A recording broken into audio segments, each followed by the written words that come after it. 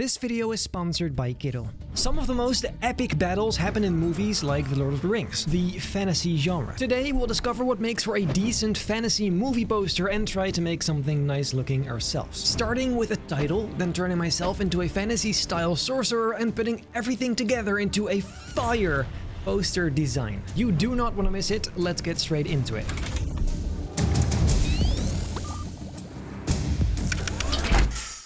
We have plenty of steps to cover, so let's begin with the first one. Like I've said previously, usually you'd have a movie to base your poster on, but we do not have that. Instead, you guys are gonna help me come up with a name for our fantasy epic. And based on that name, we'll continue from there. As always, I'll ask you guys on my Instagram page, what shall we name our historical fantasy movie? Well, let me know. First, we have to gather some inspiration, so let's look at other posters within the genre.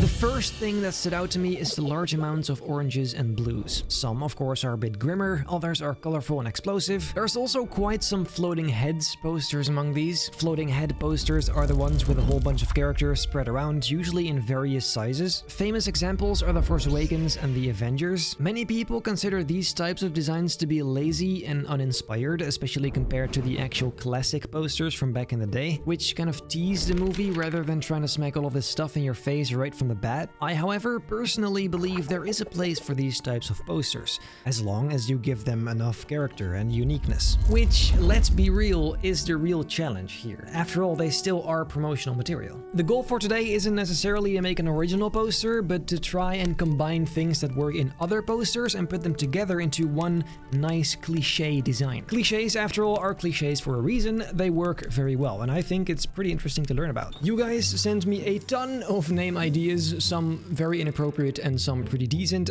Here are some I thought were nice. Tales of Thermora, The Secret of Lucifer, whatever that may be. The Crystal Citadel had a nice ring to it as well. The Eye of Serpent, Tales of House Van Valen. But then this one, Riders of Jamin, stood out to me the most because obviously my name is Benjamin, so Jamin makes sense. But also something about it just looks nice. It's a nice looking cluster of words. So let's go and try that. We're gonna need a nice font. We can use something nice and fantastical. I came across this one and thought that might actually just work. They did have to be caps though, and I very quickly came to this configuration. It's a bit Lord of the Rings-ish, but that's kind of the vibe we're going for anyway. Once I was happy with it, I popped it into Photoshop to make it look nice and shiny. All this magic happens inside layer styles. Starting with a subtle golden gradient, since I want to give this a nice golden metal finish. I then instantly added the first layer of bevel and emboss to make it seem 3D. You've seen me do this probably countless times, but it simply works very, very well. With a few more layers on top, I gave that a nice depth with even a little rim light at the bottom side. I then used a gradient map to add some subtle color variety along with a few adjustments. At the end, the only thing I was missing was a little extrusion, so I made short work of that. I made it slightly darker and gave it that reddish color coming from below, and here's what we ended up with. I might still tweak this a little depending on the placement and coloring of the final poster, but for now, on to the next step. Here's the basic concept I have in mind for this poster. In the center, there'll be me with a few cool magic effects or something, then the title below surrounded with some kind of landscape, and then above and around me there'll be a bunch of supporting characters with possibly a big evil guy on top.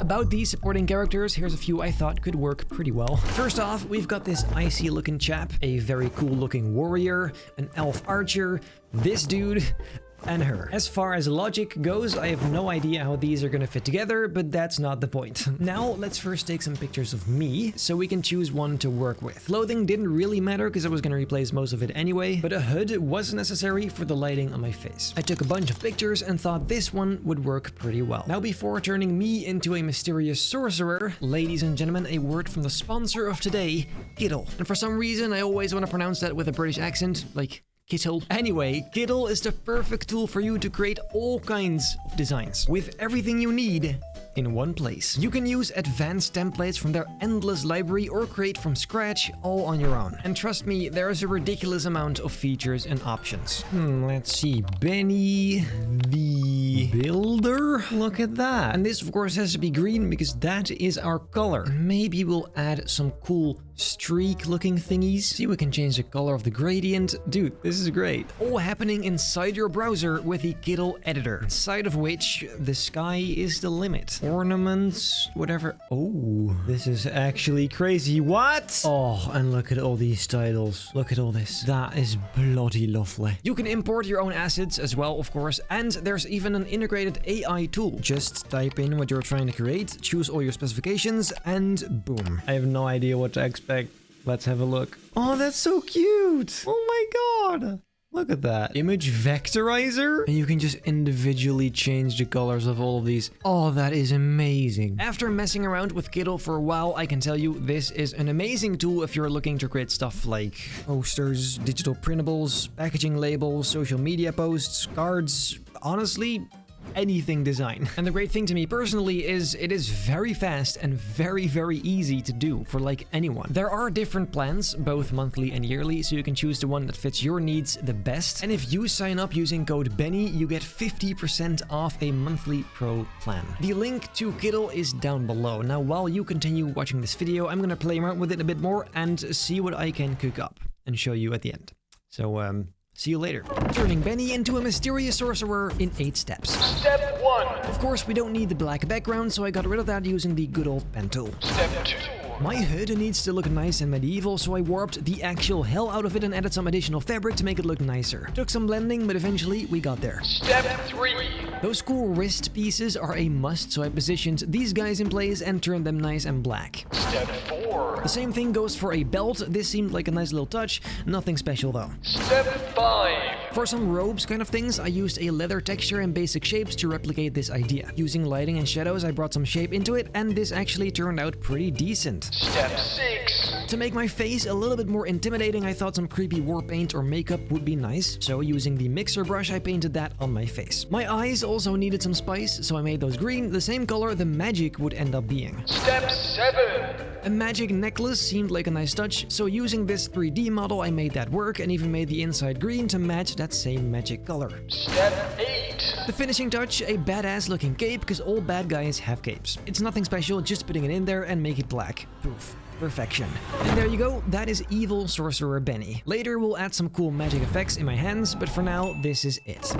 Now that that's settled, we can begin arranging our characters into a vertical poster design to see what we're gonna be making. Granted, I already had a pretty good idea of what I wanted in my head. I put these characters in accordingly. I slightly moved them all around and put the title in there as well, so we have the whole picture. As a placeholder for the ground area, I used this image right here, even though I'll later replace it for something better looking. I popped in some mountains in the background and finished up with a background sky. This right here is the basic idea. Now we're just gonna make sure it all looks a bit nicer and more cohesive and just more epic. So let's not waste any time. Get straight into it. I always say this, and you guys know this by now, I personally think the blending parts are the most boring parts of these videos, but for some reason you guys still want to see it, so here we are. I began with mainly the foreground, which I absolutely stole from the Hobbit poster. I'm sorry, I just loved that bottom part, so I needed that in here as well. With a ton of fire, I added some drama to the whole thing, and later I popped in a ton of little soldiers that are fighting each other. With that foreground area roughly complete, I thought let's actually put in the text already. As always, I came up with the most random names and whatnot.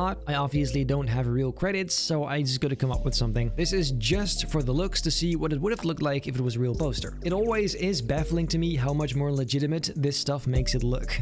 With all the standard stuff out of the way, all that's left are the big characters, which need a ton of blending. For each one, I added layers of highlights and shadows to make it all feel slightly more cohesive. Once I got to Sorcerer Benny though, I needed to bring in something new, the magic effects for my hands. I used some overlays and made them green for the best effect. This of course creates some nice green light bouncing off of our characters, so here and there I just adjusted that as well. Finally, some overlay effects like particles, sparks and snow make for a nice finish. I did think it was a little empty in certain places, so I decided to put in a giant skull on top. I'm not sure what the story behind that is, but again, that's not my problem. I also put in some crows flying around in the background, and well, time for a camera raw filter. I mostly made it more crisp and added some cinematic tones by using color grading. I didn't do all that much for this one, but it's just a tad fresher like this. So, well, I suppose that is it then.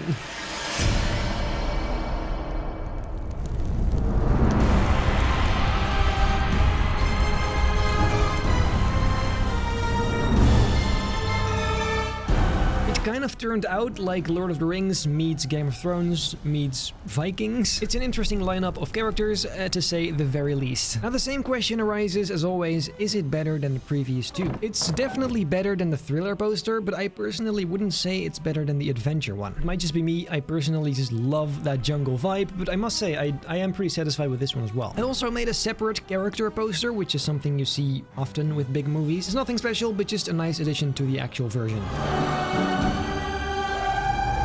This right here is a little poster I made with Kittle, and it is actually insane how little time this took. It is crazy easy, especially considering this is without any tutorials or whatever. It's just like the first time I've ever used it. So, well, once again, if you're interested in trying this out for yourself, try out Kittle for free, and if you want to go pro, use code Benny for 50% off. Huge thanks to them for sponsoring this video. And well, then I guess that's pretty much it for today. If you enjoyed this video, make sure to leave a like, subscribe, hit the bell not to miss a single future video, and then I hope I'll see you in the next one.